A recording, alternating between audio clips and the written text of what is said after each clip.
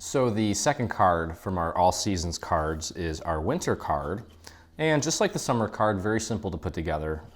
Last one I think I got done. If I wasn't talking so much, I probably would have been done in 10 minutes. So again, this one is very similar. And here is the card base. You're gonna take it and fold it in half.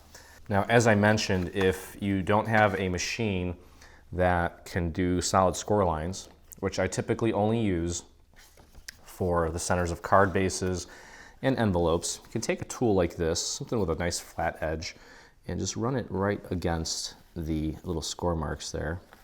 And I would do it once on this side and then flip it over once on the other side. It really flattens it out and makes it look as if it was, scored with a score tool or manually actually.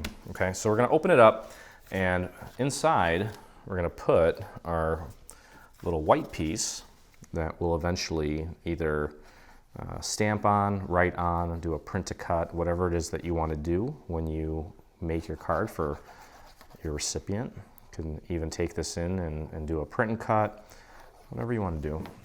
Okay.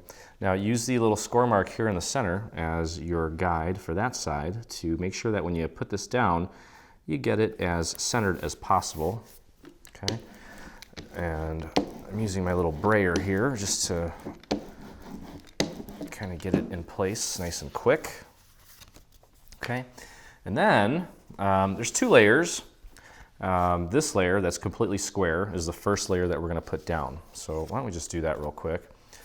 And I mentioned this in the last video. For some reason, this foil, if you overdo it with the glue, it tends to show through. So I'm going to try to be sparse with the glue on this. Get it into as many little areas as you can. Nice and easy. Don't need a lot.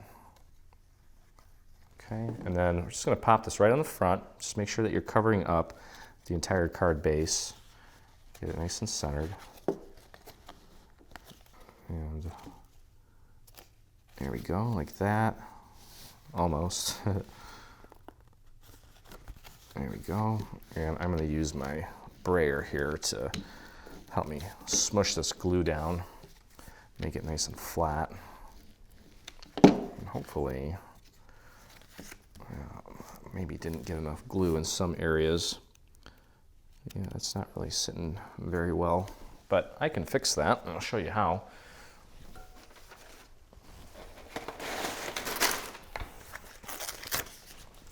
If you have any little areas, any little corners that maybe just didn't take because you didn't get enough glue on there, grab a scrap piece of paper and just paint a little extra glue in those little areas, and then just press down in those sections where you need a little extra love. I can tell that I didn't do a very good job with my glue on the perimeter. So I'm just going to go around and paint a little extra glue in these areas and press that down. Make sure that it holds nicely. Okay. Everything else looks pretty good except for that one little corner there. I didn't have to do this with the last one, so maybe it's just the properties of this paper that are causing the glue to really just dry up real quick. Okay, so that layer's down. Next you're going to find this layer. Okay, so if you take a look at, you can kind of see the progression here. Less detail, a little more detail, a lot more detail. The ones that have the most detail, those are going to be pop dotted up on top. This piece here is going to get glued right onto the base that I'm looking at right now, the silver. So let's get our glue on that. That's going to go down flat. Okay, and just try to get enough glue around the perimeter so that part doesn't come peeling off, just like mine was just a second ago. And then hit the inside in as many little areas as you can, and work kind of quick before that glue starts to dry up. Now, if you have like a spray glue that you want to use, you're welcome to do that too. That will ensure that you get coverage over every single little area. I don't like to use that indoors because it gives me a headache. So I do my best with my glue, and then just hope that it all works out. And if it doesn't, again, you can always go back in and just kind of paint some extra glue into the areas that may need it. Okay, so that layer's down. You can see how beautiful that looks. Okay, and now we're gonna glue these two layers together, and then we're gonna use some foam squares to, and here's what I'm gonna do actually. I'm gonna start with dots of glue in the centers here, because these won't dry as fast as little lines of glue because they're kind of thicker. So I'm gonna hit the inside a little bit with dots so that these areas stay for me nicely, and try to get as many as you can without going too crazy, because time is of the essence. We can't sit here and apply glue all day. And then work the perimeter.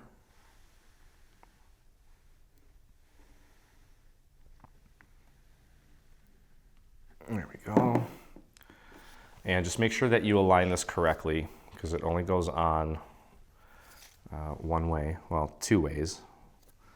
Just like that. Just make sure you get it nice and lined up. Beautiful. There we go. Okay. And I'm going to use the old brayer to push that glue in there. Okay, we'll flip her over. And I'm just going to grab my little foam squares. I ran out of the usual ones that I use, but I had this roll of it's kind of like a roll of foam tape, I guess you'll call it. And I just cut it up into whatever sizes I need. And you can do that with pretty much any set of foam squares, even those ones that are already like squares. You can cut those as small as you could possibly, manage to get them into these little areas so that they're not visible to your recipient. And just kind of add a few here and there. Obviously, you want to put them in areas where you've got plenty of actual paper and not as many cutouts. And then I'm going to flip it over and just kind of push down and see where it needs more support. You can see when I push down here, it really touches my surface, where if I push here, it barely budges. Okay, so I think I might need to add like one, maybe some small ones. Get some really tiny ones in these little areas here next to the very tips, so that those don't bounce around so much. Okay, but what was that? Oh, there we go. Anyway, the idea is just to make sure that it's as stable as you can get it. I wouldn't worry about getting like a million of these on here. That'll drive you nuts, and it's not really necessary. And then just peel off the backing, and we'll get it popped in place. Just need to line it up with the existing design, and your card is pretty much done. But we do, of course, as always, with every Dreaming Tree card, include an envelope. Nice, beautiful coordinating envelope. Okay, so let's grab this, and I'm going to hold it like this so that I don't goof up here. And just pop it right into place. Make sure you've got it nicely aligned with the existing design on the layer below. Press that down, and voila, your card is done. I love this card. Kudos to our art director, Ron, for such a beautiful design.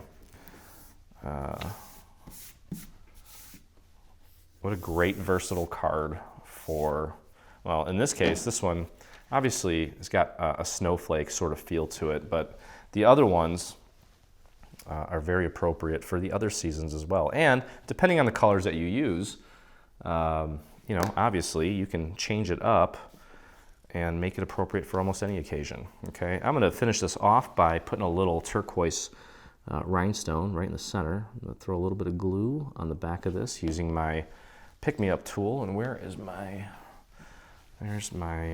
X-Acto.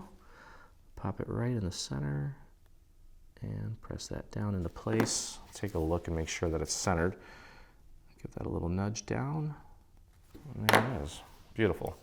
Look at that. You can see how nice that is. Okay, put that off to the side. Let's take a look at our envelope, which again, very simple. We do have this little piece here that we need to glue down. Gives the flap a nice little lip. Okay, so let's begin by getting glue onto the flap. Just kind of work the perimeter. A little bit on the inside, and then maybe just a few drops around these little details. And then what I'll do is I just take this and kind of drop it in there and line it up so that it's centered, and then push it up against those little score marks, and then just kind of lift this up and then center it. I think I got it. There we go. And then just press down. There we go. And just hold that for a moment. Let that really set. There we go. And then all that's left to do is take this piece and we're going to glue it to the bottom first, just to make sure that we get it nice and anchored and nice and centered. I'll spread that glue nice and thin so it doesn't warp my tab. And take that, align it nice and centered right onto that tab. And press that down into place. And just hold that for a moment. And then we just need to glue the other two tabs, and our second card is done. Okay. And this one especially, since it's still winter, well, for those of us in the northern hemisphere, would be great as a little thank you card.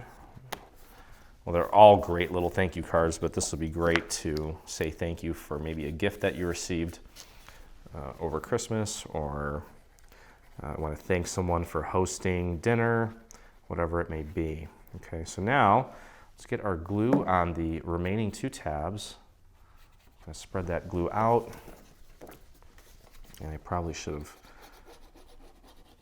waited a second to spread that glue out until I got it on the other side, but that's fine. All right, so just make sure that you push these tabs in, and then just press that down and hold. Okay. And don't let go. I always jump the gun here because I want to pop that card in there, and it usually comes pulling apart. We don't want to do that. There we go. Okay, so as you can see here, I'll kind of open that up. Beautiful. There you go. So that is it for our winter Four Seasons card. Very simple. Looking forward to seeing your version of it with your colors and your papers. You may even want to throw some patterns in there. Obviously this works well with just solid colors, but you know, once you have it in your hand, it's up to you on what the final outcome looks like. So anyway, hope you enjoyed the process. If you did, please take a moment and hit that subscribe button on our YouTube channel. It lets me know that you enjoy crafting with me. And if you create this or any of the cards or anything Dreaming Tree for that matter, we'd love to see it. So join us in the official group on Facebook by doing a search for Dreaming Tree Group. We are now 17,000 strong, so thank you for everyone that's joined. Again, that group is a place where you can share your creations from Dreaming Tree and inspire us and become inspired by all the other dreamers. So anyway, have a great new year, and I look forward to crafting with you again.